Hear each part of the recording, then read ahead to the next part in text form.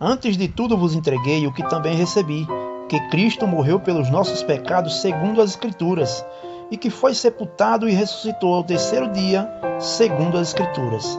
1 Coríntios capítulo 15, versos 3 e 4. Por esse tempo dirigiu-se Jesus para a Galiléia, para o Jordão, a fim de que João o batizasse.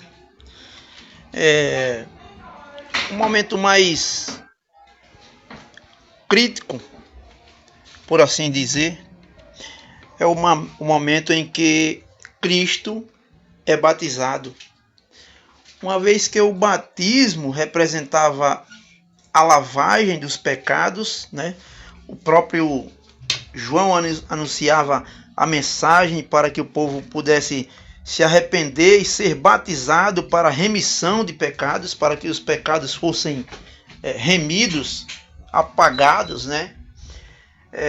Como explicar o fato de Jesus ter ido até João para ser batizado, uma vez que Jesus não tinha pecado, né? Isso é maravilhoso e nós vamos ver no decorrer do texto por que isso aconteceu e certamente por meio de outras passagens das Escrituras iremos entender que Jesus ele não cometeu pecado, ele não tinha pecado, mas ele carregou os nossos pecados. Ele se fez pecado por nós.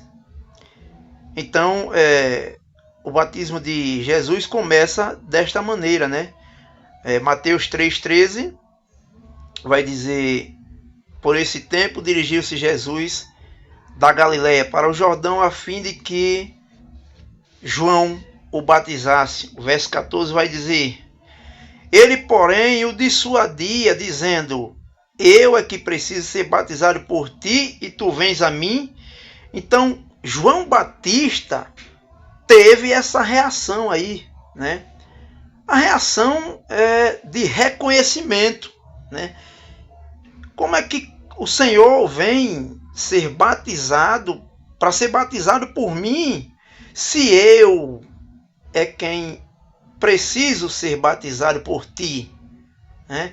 João Batista já é como quem querendo ali, quem sabe, uma satisfação do Senhor com relação ao seu batismo, né?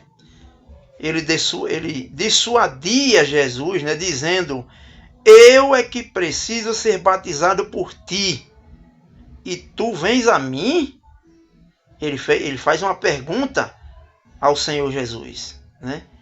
Sou eu quem preciso ser batizado por ti? Eu é quem sou pecador, eu, João Batista. O Senhor não tem pecado. O Senhor, não há necessidade de que o Senhor seja batizado, pois o batismo é para remissão de pecados.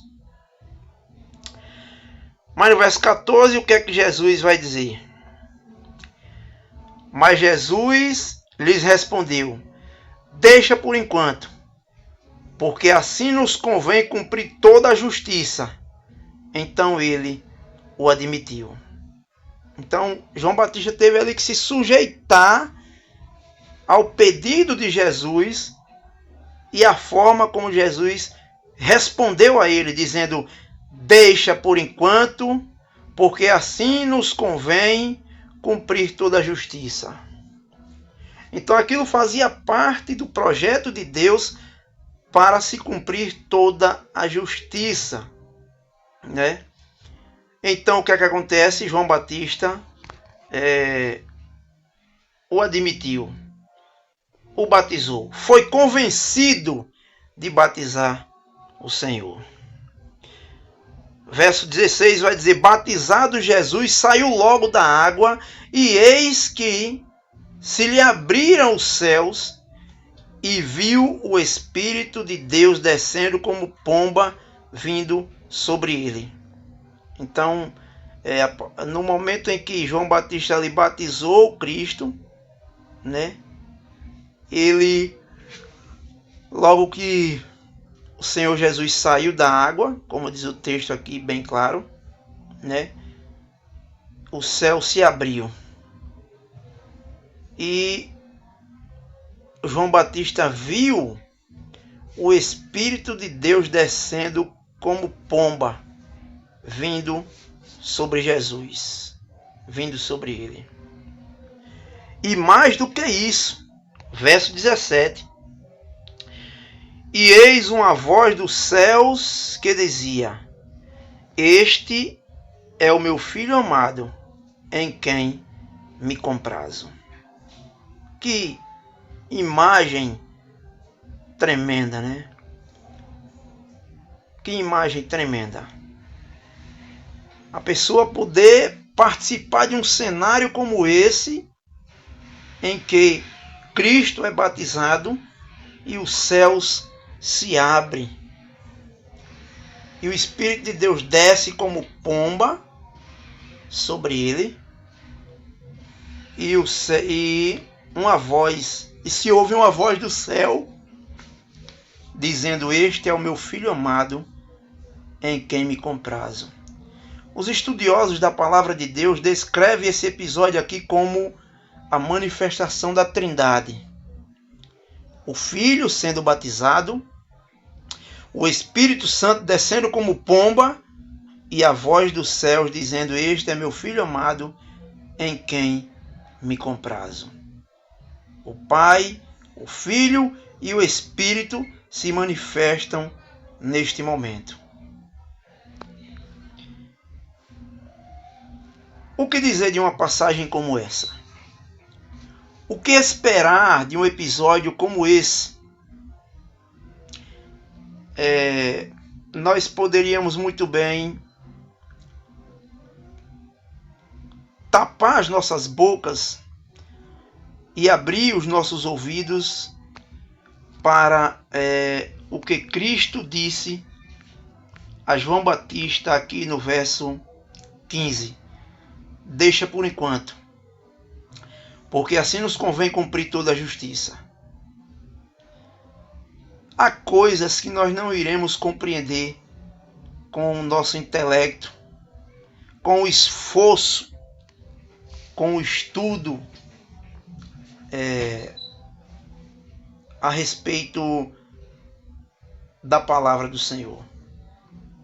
Há coisas que nós só precisamos crer e se render e se humilhar e não questionar, uma vez que não são manifestações humanas e não são episódios repetitivos, né? São coisas que aconteceram na vinda de Cristo aqui, que nunca se viu falar, nunca se ouviu falar, nunca se viu dizer.